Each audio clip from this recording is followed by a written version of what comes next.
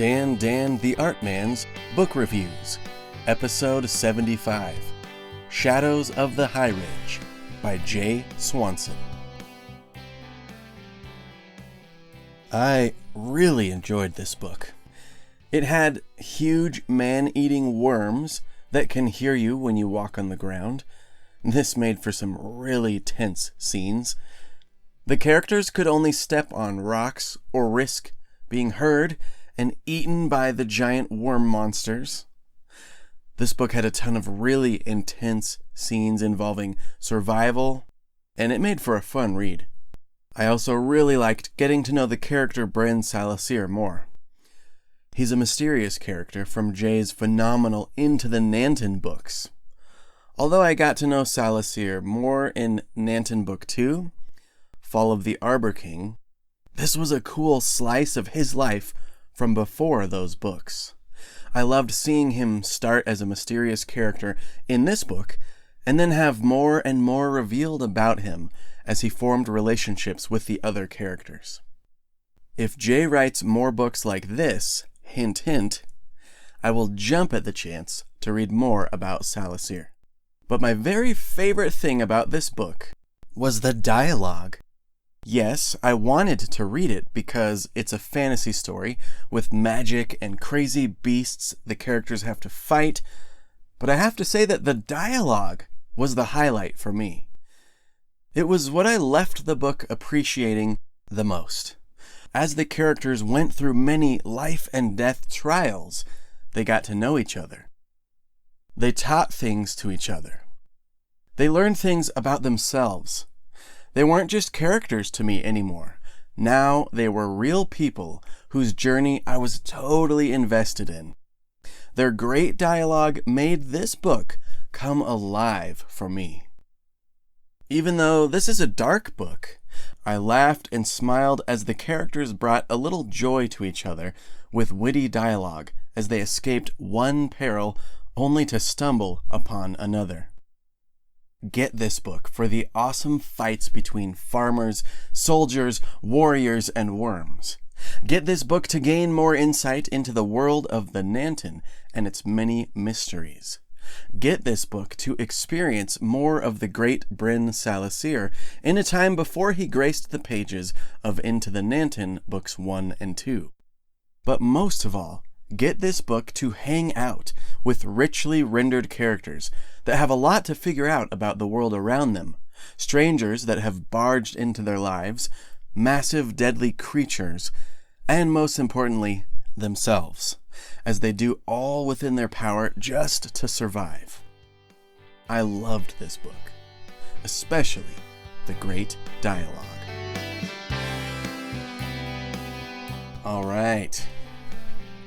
I'm just going to use this opportunity to once again plug the amazing fantasy adventure through the perilous jungle called Into the Nanten by Jay Swanson. You might want to read that one first. It's also an amazing audiobook, and there's a version with incredible illustrations, all kinds of things to just draw you into this rich world that Jay Swanson wrote in this crazy jungle. He actually lived on a boat where they would go and serve people in the jungles medically. And it just comes across like this dude knew the jungle and he wrote it well, and man, so good. But this book, I remember getting the paperback, and it was this gorgeous kind of blue paperback, and I had listened to the other one, but it was just such a great experience to read through this book. Just had it on my nightstand and slowly made my way through it, and man, it was a great read. It's been quite a while since I read it, but I remember the story just kind of picking up, and it was a page-turner from the get-go. Like, an awesome mix of fantasy. A lot of the fantasy I read, I absolutely love it, but it's epic fantasy, and, you know, the story can take a while to get going, or the magic system's really cool, but the characters are kind of sitting in a room talking about the world and the magic, and it's really cool, but I like stories with more action that move, for the most part. This story does that so well. So check out Shadows of the Highridge by Jay Swanson. You will not be disappointed. Especially if you're a fan of Into the Nanten. Or you could read this one first and then go and check that one out. Or even read Into the Nanten and then come back to this prequel to find out more about a character you've grown to love. I was hoping to get these episodes out at least every other week, but things have been a little crazy. Been traveling out of the country and all kinds of other things, but with my seminary degree done, I just got a Master in Arts in Biblical and Theological Studies after 4 years.